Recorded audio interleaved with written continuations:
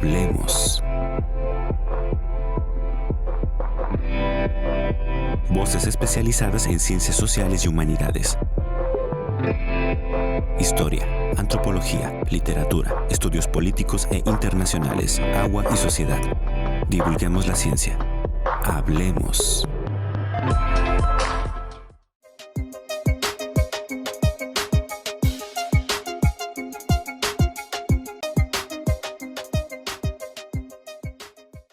El pensamiento indígena.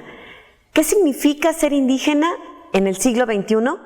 Sobre esto vamos a estar platicando con un investigador que tenemos aquí en el Colegio de San Luis, el doctor Francisco López Bárcenas. Ya ha estado aquí anteriormente con nosotros, pero sobre todo es un experto, sí por su formación profesional, pero desde una mirada de adentro. Él, el doctor López Bárcenas, es originario de la comunidad Mije de Oaxaca.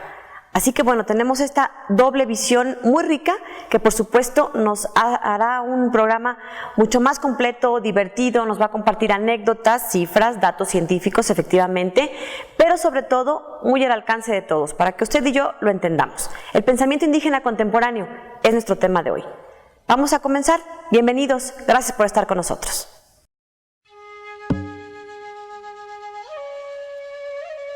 ¿De qué están hechas las cosas? ¿De qué está hecho el universo? ¿De qué estamos hechos nosotros?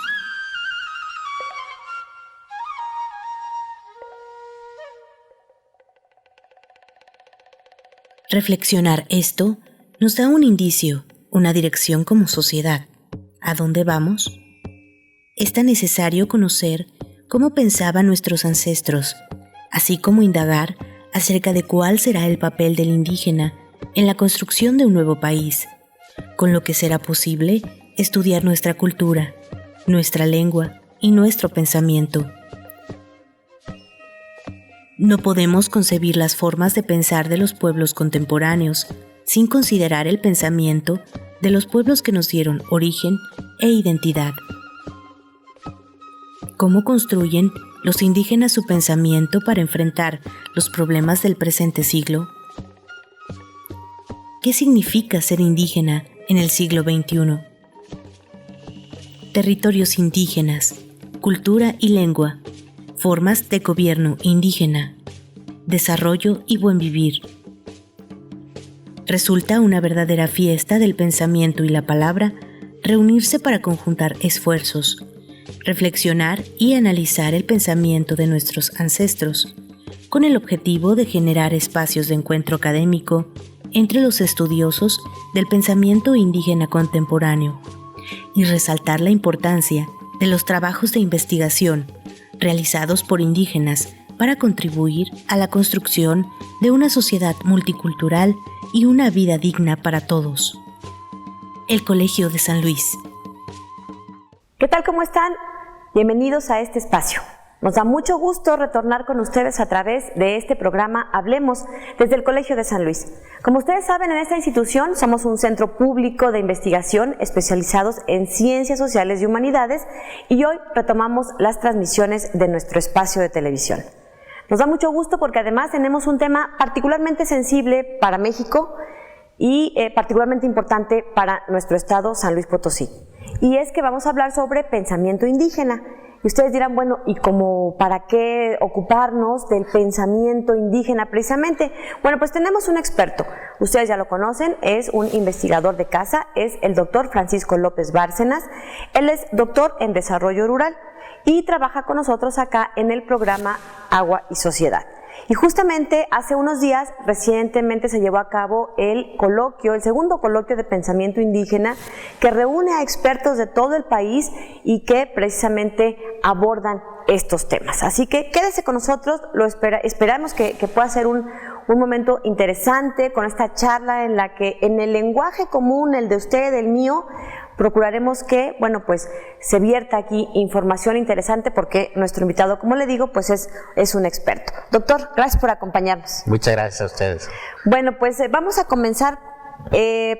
Nos decía fuera del aire que no es lo mismo ciertos conceptos de la población indígena a los que tenemos arraigados, digamos, acá en el mundo occidental, o no sé cómo llamarnos, y todo esto hace de algún modo que se voltee la mirada de los expertos, de los investigadores, justamente a conocer cómo es el pensamiento indígena. ¿Por qué ocuparse de este tema, pensamiento indígena?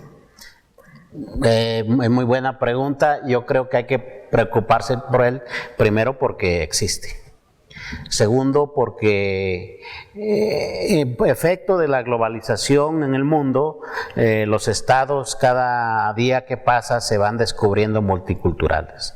O sea, no hay estado, solo por excepción ha de haber alguno, que en su territorio solo exista una cultura. En nuestro caso existe por lo menos, se han dicho 70 culturas, 69 indígenas y una mestiza o occidental. Que somos nosotros, los mestizos. Así es. En ese sentido, las culturas se diferencian entre ellas porque tienen una matriz de valores, de sentimientos, de conceptos, de principios que las hacen distintas a otras, no menos ni más. Simplemente distintas. Simplemente distintas. Sin embargo, lo que se ha descubierto también como efecto de la globalización es que sí hay culturas que dominan en los estados. Esto pasa en todo el mundo, no solo en México, y tiene una explicación histórica.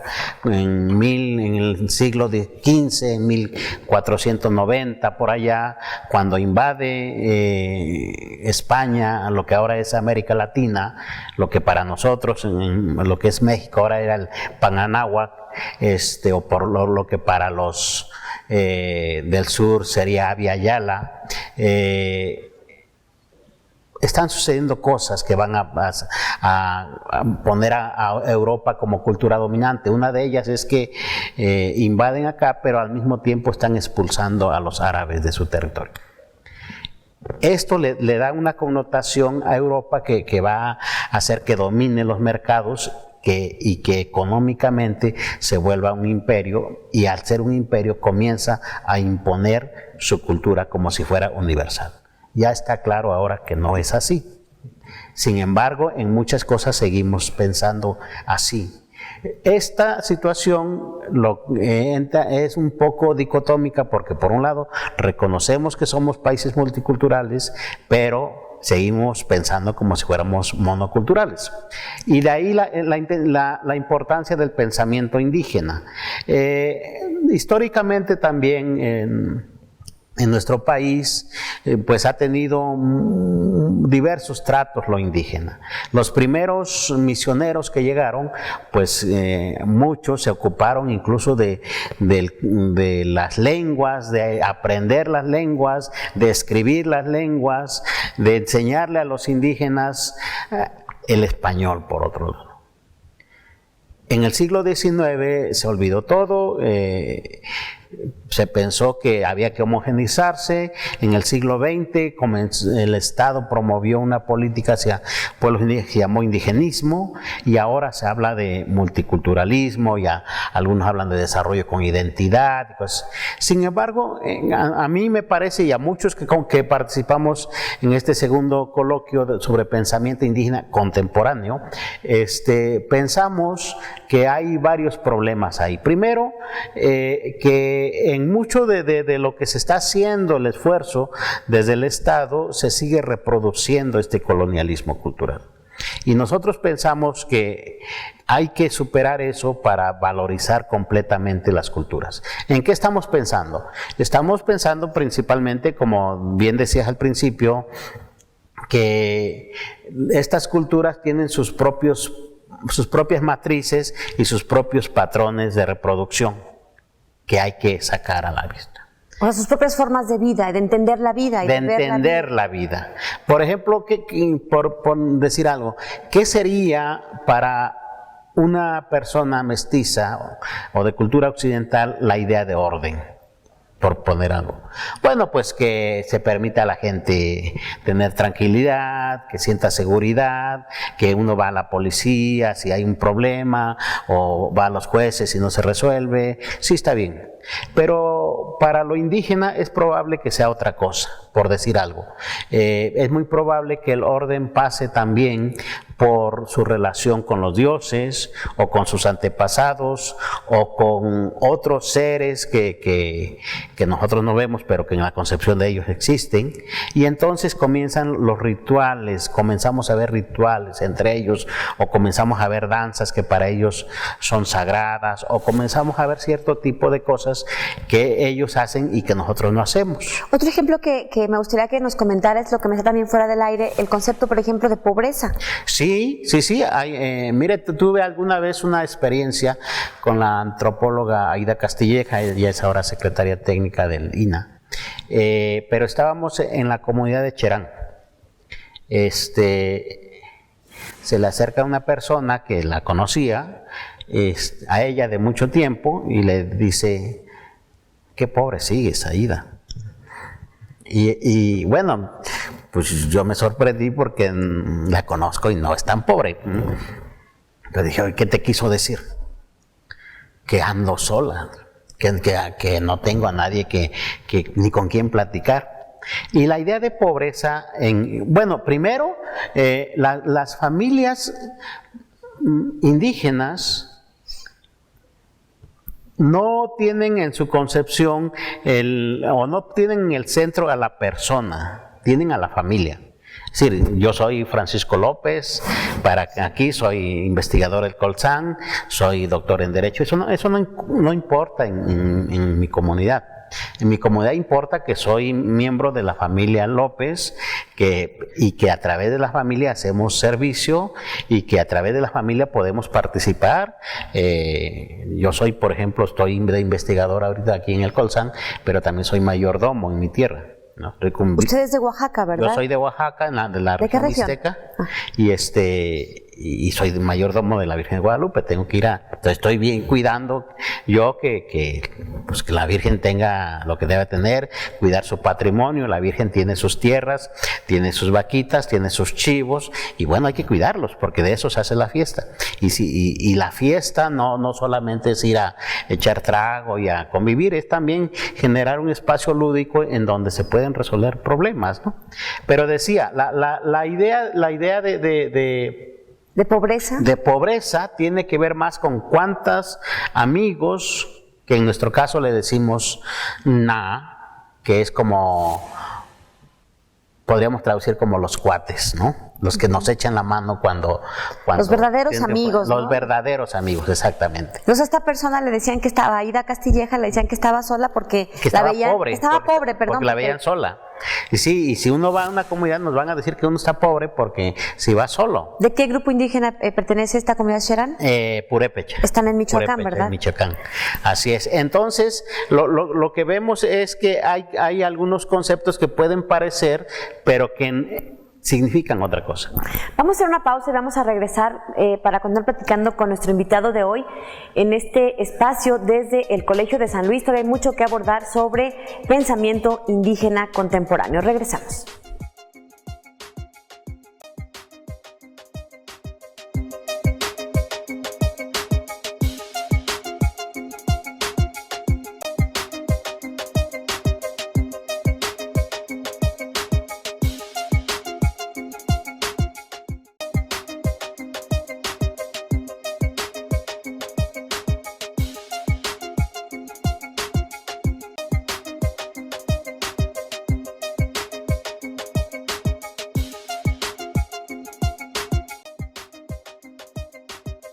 Según datos del INEGI, en San Luis Potosí, alrededor del 10% de la población es de algún origen indígena. Hay 3 grupos, particularmente en nuestro estado, que son Tenec, Náhuatl o Pame. Y es una misma proporción la que se guarda a nivel nacional. Más o menos el 10% de la población se estima que pertenece a alguno de estos 69 grupos indígenas que se han reconocido. Así que no estamos hablando de una cosa menor, son una parte importante de nuestra población, pero más allá de lo cuantitativo, cualitativamente representan una parte importante de nuestra cultura, de nuestra identidad como nación. Así que el ocuparse de estos asuntos de la población indígena sigue siendo relevante, pertinente para los estudios en ciencias sociales. Hace algunos días, le comentaba al principio del programa, se llevó a cabo el segundo coloquio de pensamiento indígena, coloquio sobre pensamiento indígena contemporáneo, los días 20 y 21 de septiembre en la Ciudad de México. Participaron en esta organización de manera principal, como promotores principales, la Universidad Autónoma Metropolitana, también participó la UNAM y por supuesto el Colegio de San Luis. Uno de los principales organizadores de todo este encuentro académico fue justamente nuestro invitado de hoy, quien nos seguirá platicando precisamente sobre este asunto, el doctor Francisco López Bárcenas. Doctor, nos decía pues de estas diferentes concepciones, ¿no? Por ejemplo, el caso que nos daba del concepto de pobreza en esta comunidad purépecha, contrastado con lo que nosotros, los mestizos, entendemos sí, o llegamos a entender. Usted participó en este coloquio, particularmente en una de las mesas que tenía que ver justamente sobre la construcción descolonizadora del pensamiento indígena. Sí. A ver, platíquenos en términos más sencillos, diría mi abuela, en más cristiano, ¿qué quiere decir? Bueno, los que participamos ahí estamos de alguna u otra manera trabajando en estos espacios. Hay quien lo hace, por ejemplo, los purépechas tienen un grupo que se dedica a eso de profesionistas, los Macehual en Puebla tienen un grupo que se dedica a eso, los totonacos en Veracruz tienen uno, y así hay varios, y otros que participamos más digamos, de manera individual. Participamos 30 pensadores indígenas, por llamarlo así, de 17 pueblos. ¿En qué estábamos pensando cuando hablábamos, o en qué estamos pensando cuando hablamos de descolonizar el pensamiento? De recuperar la esencia de las concepciones culturales a las que me refería. Un poco lo que nos platicaba al principio, sí, ¿no? Sí, por ejemplo, cosas tan fuertes como el orden. Una pregunta que podríamos hacernos: ¿por qué el crimen organizado no penetra mucho en las comunidades indígenas? Porque tienen otra forma de organizarse. Porque tiene que ver con orden, claro, con su concepto de respeto, sí, claro, de seguridad y de comunidad misma, y ¿no? de futuro, ¿no? Porque, y podemos extrapolarlo y decir, ¿dónde han salido las guardias comunitarias o las autodefensas? En comunidades indígenas, aunque no se diga así? Oaxaca, Guerrero, Michoacán, Chiapas, bueno, aquí la misma aquí Huasteca mismo Potosina. Potosina. Y si uno le escarba un poquito, al margen de las instituciones estatales, de la policía municipal, de la policía estatal, tienen sus propias guardias que tienen que ver con lo histórico y con lo cultural. Lo histórico porque se han defendido ellas mismas, y cultural porque pues obedece a la seguridad propia de ellos. Si uno le escarba un poquito, si uno se pone en otro lugar y dice desarrollo, normalmente uno piensa que la gente es muy pobre, y vista desde un punto de vista económico es muy pobre. Si uno va y le pregunta a los rarámuris, por ejemplo, que siempre se dice que son muy pobres, le van a decir que ellos no son pobres ni son ricos, que ellos viven en armonía con la naturaleza. Los rarámuris están en el norte del país. En Chihuahua. En Chihuahua particularmente. En Chihuahua, fundamentalmente. Y entonces, lo que buscamos es recuperar los significados que tiene estas concepciones de ellas para posicionarlos en el escenario público, en la opinión del resto de México, para que nos veamos realmente como multiculturales. Y que se vaya traduciendo esto en políticas públicas y decisiones de gobierno, ¿no? Claro, finalmente. Claro, porque volviendo a lo de seguridad, yo creo que le haría muy bien a los órganos de gobierno saber que los pueblos indígenas tienen sus propias formas de seguridad y potenciar ellas en lugar de imponerles otra. Yo creo que sería muy bien que las instancias correspondientes, Sedesol, por ejemplo, entendiera que los rarámuris no quieren ser ricos. que ellos lo que quieren es vivir en armonía con la naturaleza, dignamente, evidentemente, pero sí, y dejar de hacer campañas de cobijas, que no les sirven absolutamente para nada. Yo creo que les vendría bien decirle al INE, lo decía también fuera de cámara, que los wixárikas no hacen elecciones para elegir sus autoridades.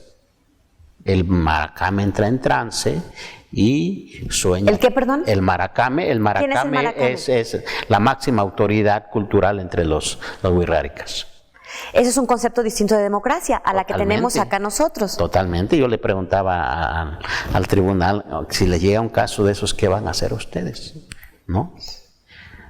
Pues lo que tienen que hacer es respetarlos. Eso es clarísimo, porque no están violando los derechos de nadie. El hecho de que no estén participando no quiere decir que le están violando los derechos. El concepto de justicia, si uno les pregunta a los Odame en Durango, nos van a decir que para ellos la concepción de justicia es similar a que el pueblo esté enfermo, tenga salud, y que la concepción de delito es que el pueblo está enfermo, ha enfermado. Entonces hay que curarlo. No hay que castigar a nadie, hay que curar. Y entonces de ahí viene la idea de que los que imparten justicia son los curanderos, pero no cualquier curandero, porque el curandero en ese sentido no solo se dedica a ver cosas del cuerpo o del alma, se dedica a ver cosas del pueblo. Entonces es un sabio. Pero para llegar a esto tenemos varios problemas en donde las escuelas tienen mucho que ver. ¿Cómo llega un investigador a una comunidad? Normalmente llega con un bagaje aquí de teorías que quiere ir a probar, ¿no? O ya lleva en la cabeza lo que busca, y entonces pues anda viendo eso. Sin embargo, es muy probable que el pueblo al que llega tenga sus propios problemas y que esté esperando que quien llega de afuera, porque se fue a la universidad, pues algo le pueda aportar. Y resulta que no, que llega el investigador, hace su investigación, saca la información que requiere, y si es de buena onda, como se pudiera decir, pues hace algunos amigos, termina su tesis, se titula y hasta va y les regala una tesis. ¿Para qué le sirve? Para nada. O sea, lo que nosotros proponemos es que llegue el investigador, evidentemente, primero que pida permiso, si lo quieren recibir o no. Segundo, que la autoridad sepa qué va a hacer ahí. Tercero, pues cómo va a entrar en relación con quien le va a dar información, porque ahora está muy de moda decir mis informantes, ¿no? O mis informantes clave, pero terminan siendo informantes. Y para mí parece que son los maestros, porque finalmente le van a enseñar. Entonces, como que nos hace falta también metodológicamente un diálogo más horizontal en donde se reconozca, sí, que el investigador, que las universidades tienen un conocimiento que no tienen ellos, pero ellos también tienen un conocimiento que necesitan las universidades. Esto lo estoy diciendo así muy rápido, pero actualmente en México el conocimiento tradicional indígena y sobre todo asociado a recursos genéticos se ha vuelto una mina de oro, por los cuales incluso en el Congreso, el Congreso pasado se estaba discutiendo una ley de biodiversidad que permitiera a las empresas hacer esto que estoy diciendo, que les diera casi la autorización para que fueran. Afortunadamente mucha gente se opuso y yo no sé qué se vaya a tratar. Lo cierto es que no se va a olvidar porque México ya ha firmado un tratado internacional que se llama Protocolo de Nagoya, que es eso, cómo le van a hacer los estados para permitir que las empresas alimentarias, las empresas farmacéuticas, las empresas de la agroindustria vayan sobre el conocimiento de los pueblos. Y ya hay infinidad de estudios hechos por la ONU, por la UNESCO, por la OMPI, del gran negocio que es esto también para el saqueo de los pueblos. Entonces, creo que esto del conocimiento indígena pues tiene un valor muy fuerte que las empresas ya vieron y que pareciera que como que no queremos darle ese lugar que tiene, pues por lo mismo de que es muy importante, ¿no? Es un gran negocio, para todas estas empresas transnacionales que lamentablemente no tienen un antecedente de muy éticos, ni de muy respetuosos, ni de muy responsables socialmente, y que justo las comunidades indígenas están asentadas, por alguna razón obviamente, claro, tampoco es fortuito, en entornos de gran riqueza natural, sí, agua, minerales, recursos, sí, sí, de mucho tipo. Entonces, bueno, esos son muchos riesgos y mucho negocio de por medio, ¿no? Y esto implica unos costos sociales que si no se cuidan pueden ser altísimos. Vamos a ir a una pausa, pero antes quiero invitarlos para que nos acompañen a ver esta pequeña cápsula que hemos preparado para ustedes. El próximo 18 de octubre a las 10 de la mañana aquí en el Colegio de San Luis se va a proyectar la película Sueño en otro idioma y estarán los productores, estará un lingüista aquí con nosotros y bueno, pues es parte de una de las actividades del Cineclub Colsan a la que se han estado sumando también investigadores de varios programas del Colegio de San Luis. Así que los invitamos para que lo vean, quédense con nosotros y regresamos para seguir con nuestra charla del día de hoy. En el principio, una mujer pájaro se enamoró del primer hombre que caminaba sobre la tierra. Como no hablaban la misma lengua, no podían consumar su amor. La mujer pájaro decidió enseñarle a hablar en sicril. De esa unión nacimos todos nosotros. A ver, entonces, ¿tú quieres aprender a hablar sicril?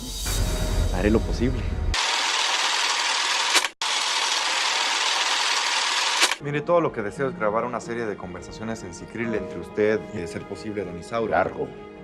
¿Por qué están peleados don Isauro y don Evaristo? Se enamoraron de la misma mujer.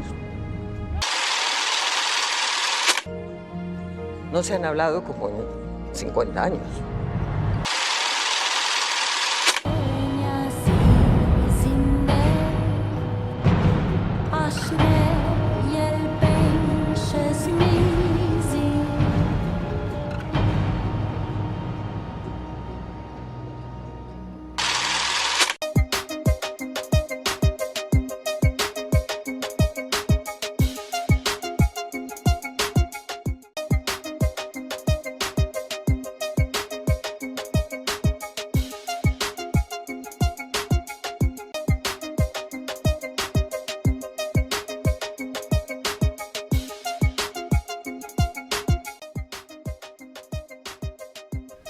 Bueno, les recuerdo entonces esta invitación que hemos hecho precisamente hablando sobre pensamiento indígena. Esta película que se va a proyectar el próximo 18 de octubre aquí en el Colegio de San Luis, no se la pierdan. En punto de las 10 de la mañana estarán los productores, uno de los actores del elenco que participó en esta película. También va a estar un lingüista, porque justo de este asunto de las lenguas indígenas trata esta película. Y bueno, pues se llama Sueño en otro idioma. Así que ya lo saben, acompáñenos. Y bueno, pues justamente siguiendo con este tema que hoy nos ocupa, la verdad es que es muchísima la riqueza que tenemos en nuestros pueblos indígenas. Todos de algún modo hemos tenido este vínculo, este contacto. México es muy rico, tenemos esta fortuna, por eso tantos europeos vienen y se sorprenden, sí, claro, y se maravillan de nuestro entorno, más allá de las playas azules del Caribe mexicano, es este entorno de la cultura maya, o en Michoacán los purépechas, o en San Luis los tenec, los náhuatl, esta riqueza de cultura, de gastronomía, de historia, tradiciones, en fin, todo este tipo de riqueza que todavía tenemos, que todavía son palpables, pero que siempre están ahí en un riesgo, ¿no? De lo invasivo que somos, de lo poco responsables que hemos sido. Otro de los temas que se discutió en este coloquio que les comentábamos, que se llevó a cabo recientemente, en este segundo coloquio sobre pensamiento indígena contemporáneo, fue justamente sobre sus formas de gobierno y que también me parece tenemos mucho que aprender ahí, ¿no, doctor? Sí, quisiera hacer un comentario antes sobre lo que decías, porque nosotros estamos tratando apenas de valorar en todo lo que se debe hacer las culturas indígenas, pero los europeos ya vienen aquí a ver qué hay de ellos, porque creo que en el fondo el debate es de que se ha vuelto muy ambientalista, muy filosófico de algunas maneras, pero la crisis que vivimos, ¿es una crisis económica o es una crisis civilizatoria? Civilizatoria. Civilizatoria, en el sentido de que civilizatoria en que toda esta cultura que nos legó Europa, que decía viene desde la expansión que se comienza por allá por el siglo XV, nosotros vivimos con esa. Y la idea de igualdad, de seguridad, de la concepción de la vida, todo eso que tenemos es una herencia europea que no está mal. Yo no digo que está mal, está muy bien, nos ha heredado muchísimas cosas, pero hay otras culturas que pueden enriquecerla. Y ahora que se habla de la crisis civilizatoria, mucha gente está viendo, y si eso ya se agotó, ¿cuál cultura entonces? Y los europeos están viniendo a ver a los indígenas. Claro, y no es nuevo, es decir, ellos incluso tienen estudios sí, claro, mucho más profundos, sí, completos, integrales, de investigadores europeos que vinieron a vivir acá y se quedaron a vivir en medio de algunas comunidades. Y mucho de lo que nos venden luego como novedoso es indígena, los juicios orales. Toda la década que está pasando fueron la gran novedad los juicios orales. Y que tienen que adecuarse los tribunales. Hombre, por Dios, eso lo hacían los indígenas de las épocas prehispánicas, ¿no? Y nos lo venden como si fuera una práctica nueva, pero además claro, occidental, como si tuviéramos que copiarle a nuestro vecino del norte porque es la mejor práctica. Y la verdad es que efectivamente muchas de nuestras comunidades indígenas aún ahora lo siguen practicando. Las cárceles abiertas son de indígenas. Nada más que con lo indígena sí funciona porque hay un respeto a la palabra. Todavía hasta hace muy poquito tiempo en las cárceles distritales de algunas zonas indígenas de la Huasteca Sur, aquí en San Luis, eran otros modelos. Sí, claro. Por muchos años funcionaron así. Y entonces, bueno, tal vez nos haga muy bien, así como hacen los europeos, si voltear a verlos y decir que podemos aprender de ellos. Pero vuelvo a tu pregunta, porque tiene que ver mucho con esto. Las formas de gobierno. Efectivamente, en el coloquio, dentro de otras mesas, se trató el asunto de las formas de gobierno. Hubo participantes que tienen ya instauradas otras formas de gobierno reconocidas y hubo otros que no. Recuerdo, por ejemplo, a la compañera Alicia Lemus, ella es purépecha. Ella ha estado en la lucha del municipio de Cherán, que es, dicho sea de paso, es el único municipio indígena reconocido en el país por la Corte y por todos. O sea, ellos no tienen, a través de su lucha, ellos no tienen presidente municipal, tienen un consejo.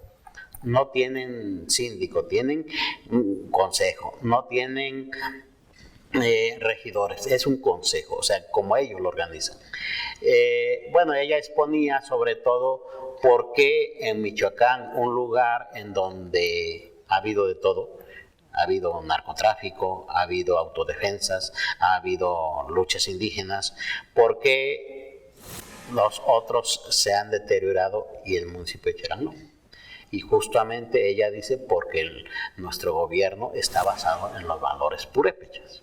Y entonces nosotros nos gobernamos como consideramos culturalmente que debemos gobernar. Entonces, un debate interesante. Hubo otras gentes que están discutiendo gobiernos distintos a los estatales, pero que lo están haciendo, digamos, pues a contrapelo de las políticas, ¿no? Por ejemplo, los yaquis son un gobierno militar. O sea, su máxima autoridad es un general. Pero esto no es que estén en guerra constante.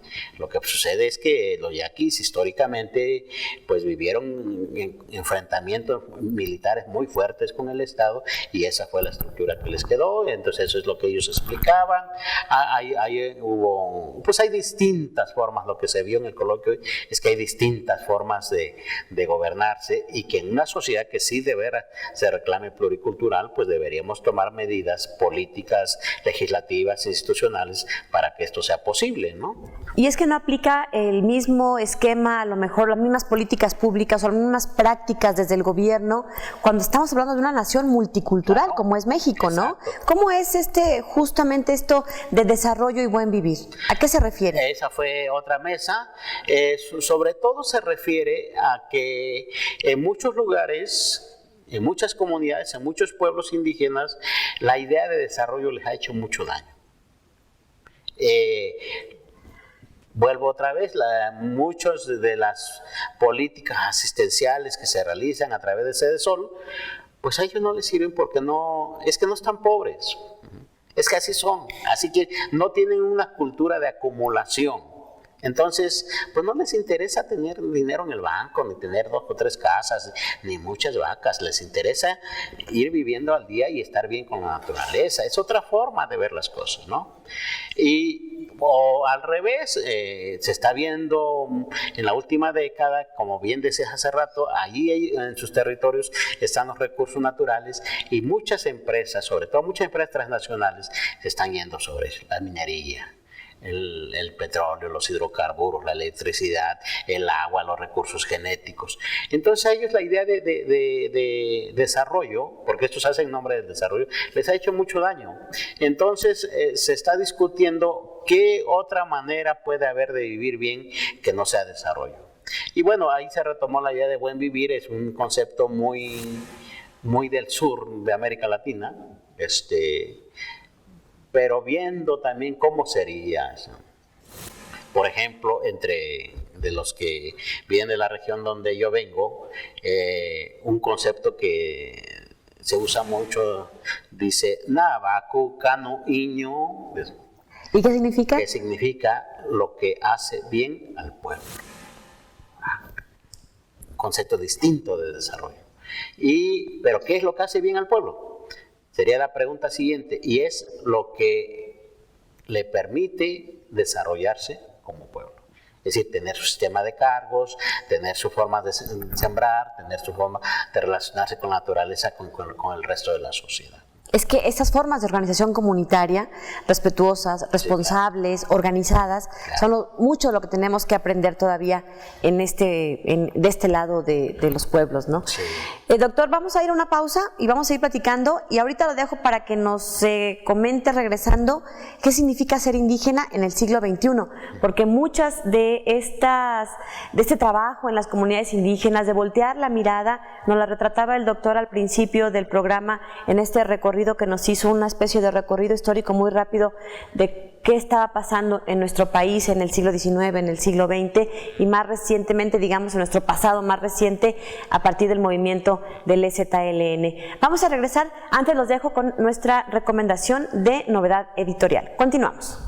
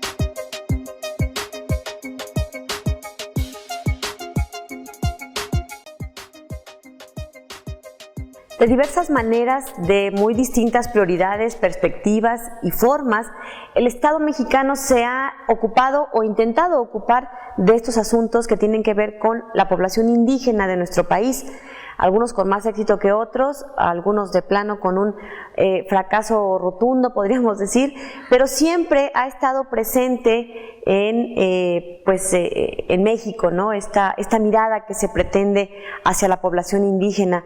Recuerdo, por ejemplo, en 1994, cuando estalla el movimiento zapatista en el sureste de México, pues de pronto volteábamos muchos a ver y descubrimos en Chiapas, en esta región particularmente, porque nos obligaba el momento histórico que se veía.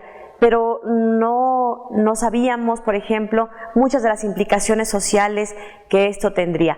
¿Qué pasa, pues, entonces, ahora en este nuevo siglo?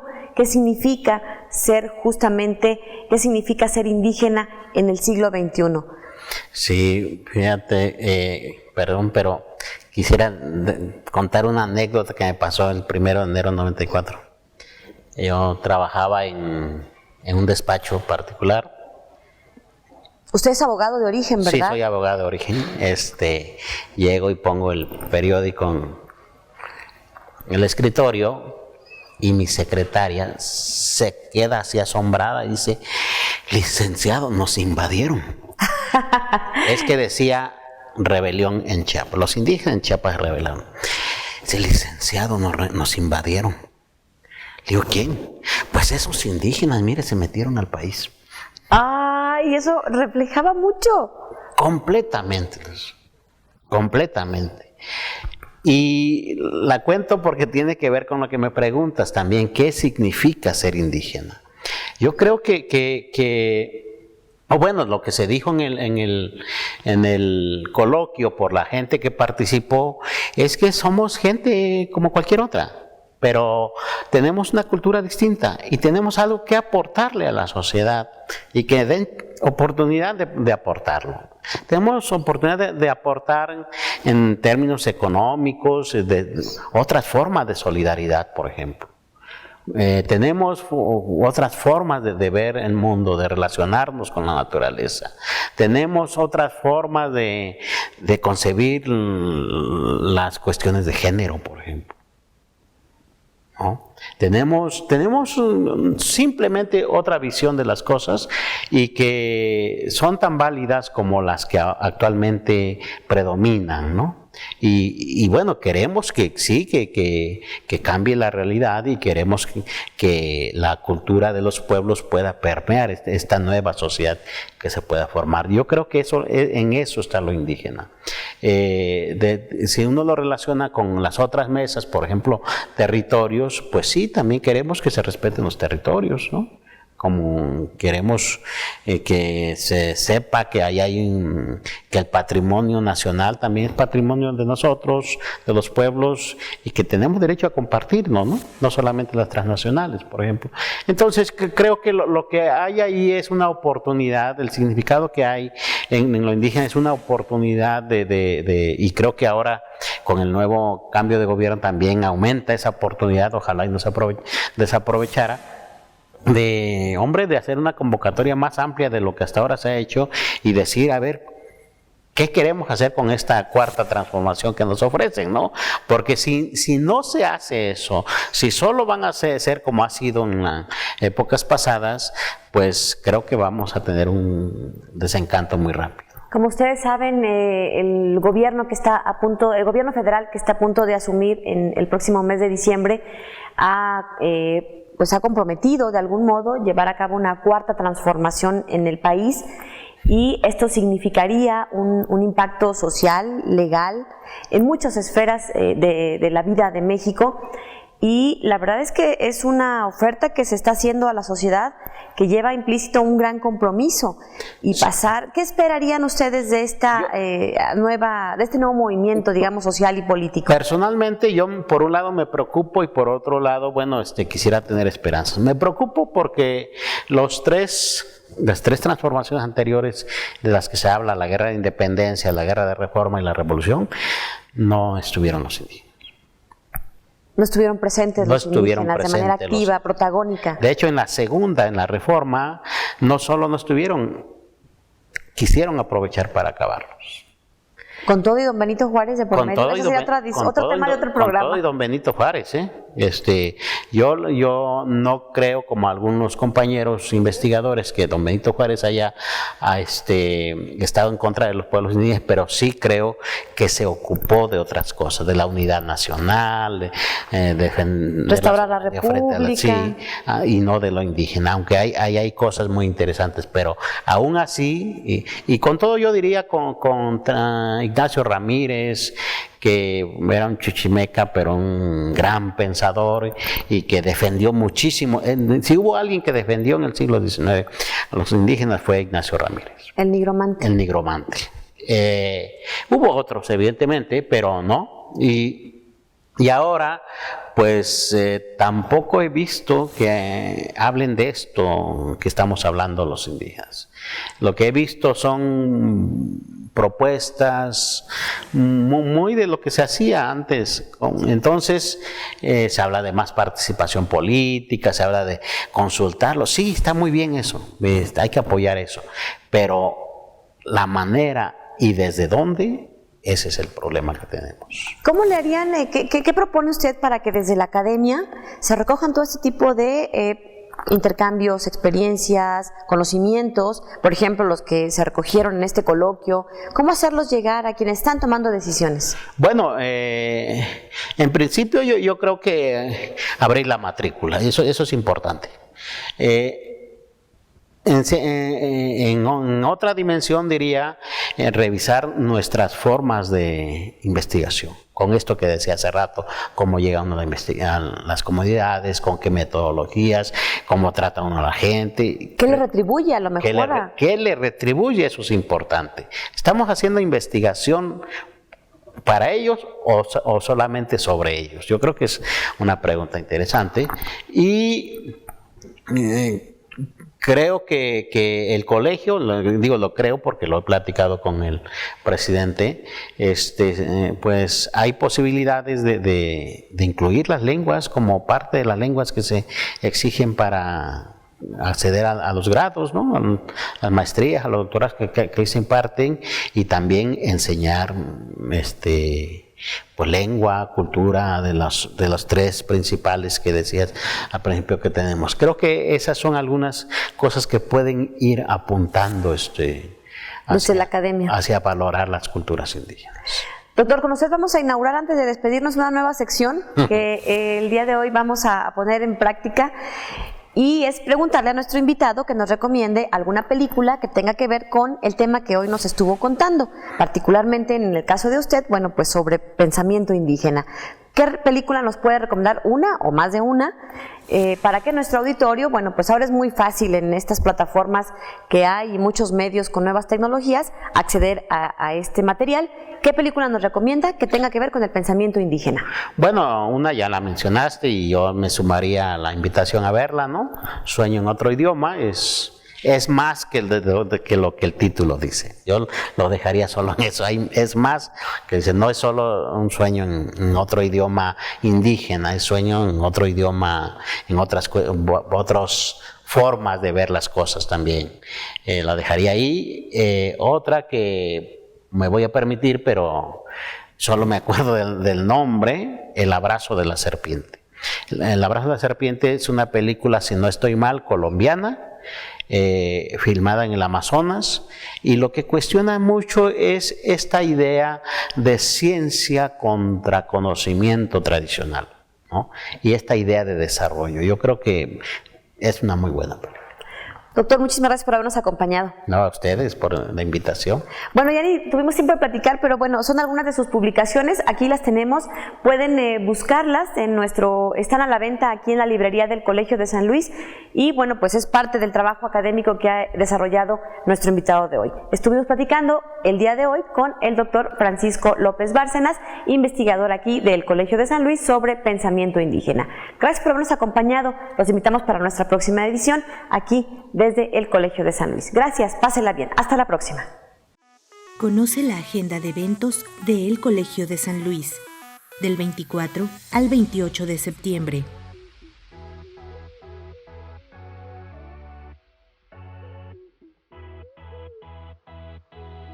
Seminario de Modelos de Dinámica de Opinión, 24 y 25 de septiembre, 5 de la tarde, Sala Capitán Caldera. Conferencia Región Microhistoria y Biografía, hacia una metodología geohistórica. Martes 25 de septiembre, 5 de la tarde, Sala de Capacitaciones Colsan. Seminario Permanente Sistemas Agrarios, Propiedad y Trabajo. Próxima sesión, 26 de septiembre, 10 de la mañana, Sala de Seminario 5 Colsan. Segundo Coloquio Internacional de Literatura Mexicana del Norte. 27 y 28 de septiembre, 8 de la mañana. Seminario Infancia, Discapacidad y Diferencia, 27 de septiembre, 5 de la tarde, Sala de Videoconferencias 1. Episodios olvidados de la Guerra de Independencia de México. 250 aniversario del nacimiento del general Pedro Zarzosa. Viernes 28 de septiembre, 10 de la mañana, Aula Magna Colsan. Para más información, visita nuestra página www.colsan.edu.mx. El Colegio de San Luis, CONACYT. Hablemos. Voces especializadas en ciencias sociales y humanidades. Historia, antropología, literatura, estudios políticos e internacionales, agua y sociedad. Divulguemos la ciencia. Hablemos.